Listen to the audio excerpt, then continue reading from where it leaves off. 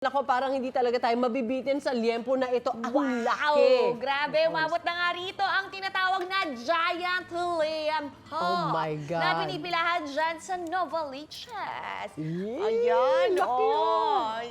Ay, grabe. Ang laki, guys. Hindi masarap, nga raw mami. ito nakasanayang liempo na no-order sa mga kainan, no, ate? Oo naman, makakailang rice kaya tayo dyan, Shai. Punta muna natin si Kaloy at alamin kung bakit nga ba giant ang liempo dyan. Hi, Kaloy! Saan ba yan? Enjoy na enjoy yan. Ha? May sinasabi ka, Shaira? May sinasabi ka ba dyan? Oo, hindi.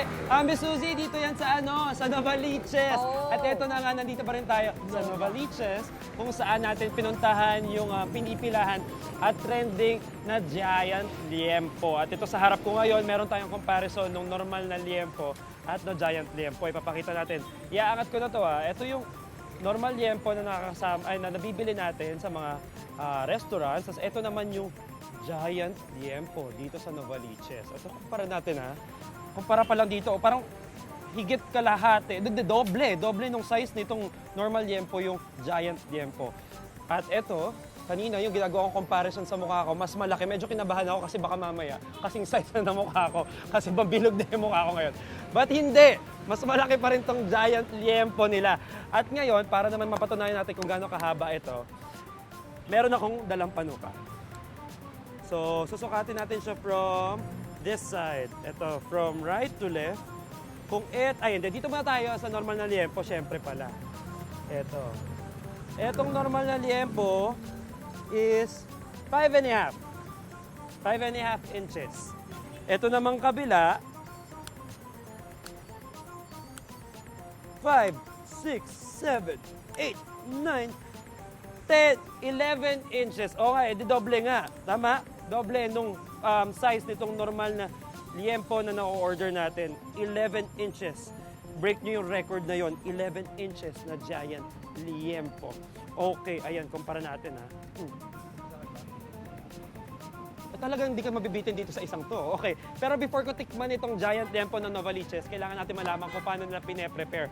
At para nga, ituro sa atin preparation nitong Giant Liempo, trending na Giant Liempo. Kasama natin ang may-ari, Sir Emmanuel Reyes, at ang kasama natin na magpe-prepare ng Giant Liempo, si Ms. Shinalyn Reyes. Hello po, good morning. Good morning po.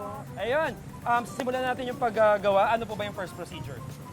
Naglalagay lang po, ordinary lang po na breading. Okay.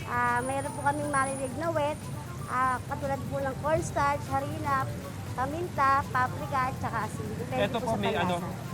may special ba kayo dyan? Timpla or Opo, meron lang din po kami iba't ibang pampalasang inilalagay. pampalasa? Okay, perfect. So hindi na siya malaki, meron pa siyang unique na taste. Okay, ayan, sige po, ituloy po natin yung procedure. Pero ito, tatanong ko kay Sir Emmanuel.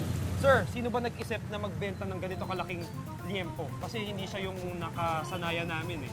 Actually po aksidente lang po yung nangyari. Ay, bakit natin kinati? Ano po kasi yung liempo po namin dati, toppings lang po namin sa Paris at Mami. Okay, ay mga silog. Opo, mga liempo Pares, liempo Mami. Nangyari po, nag-request po yung mga customer namin, lalo na yung mga estudyante na baka di namin gawing liempo silog yung pork namin. Oo. Yun nga po, nangyari po.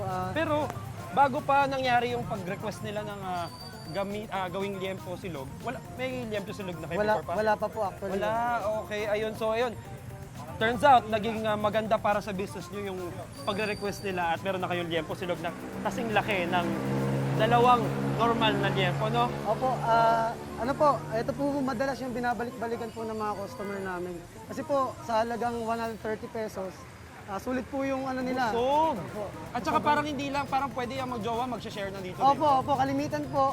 Hanggang dalawang tao po nakakain nitong giant liempo po namin. Okay, perfect. 130 pesos, pwede na kasya na sa dalawa. Or even sa buong barkada, pero paghati-hatian namin to UH Barkada. Opo. Ayan, so after natin i-marinate, nakita ko, what do you call this? Breadings na po. Yung breadings, oo. So, papakapitin lang natin dun sa pork. Tapos after nyan, prito. Mga ilang minuto yung prito niya? Ma'am, machinery. Mga 5 to 6 minutes lang. 5 to 6 minutes, mabilis. Okay. So anyway, after 5 to 6 minutes ng pagprito, ito na ma-achieve natin. yung giant liempo na ito na aking titikman. Okay lang po ba?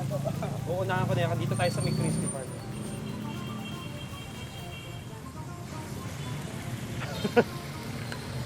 Ay, hindi ko ba yun? Parang kulang na lang yung dip. Pero okay, perfecto. At saka, ang lutong-lutong, ang linamnam. Saka yung nalalasahan ko yung ano nyo, special marination na ginagawa. Okay. Ingredients. Thank you, Sir Emmanuel. Thank you, Ms. Sheena Ling. Tutuloy natin ang pagluto. At for more food trip finds dito sa ating pambansang morning show kung saan laging una ka, unang hirit. Tutok lang kayo.